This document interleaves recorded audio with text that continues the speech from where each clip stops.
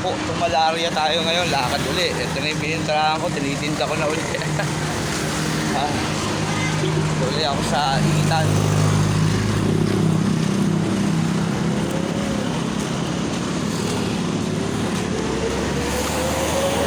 Wala pa namang mga tao-tao. Lim-lim to. Ito ang problema ko pag napapadaan sa mga walang tao, medyo mahaba-habang lakaran yun. Layo ko lang, pababa ako ngayon, pataas naman ako. Yun. Yan. Galing ko tongko, papunta akong malaria. Kaya ito lang buhay ko. Lalakad sa gitna ng initan, pero masaya pa rin. Ito ang lalakad kahit kalabaw. Kaya sa mga hindi pa nakaka-subscribe dyan, mag-subscribe na kayo, mag-follow na kayo. Kaya para makita nyo yung istorya ng lalakad ang kahit kalabaw.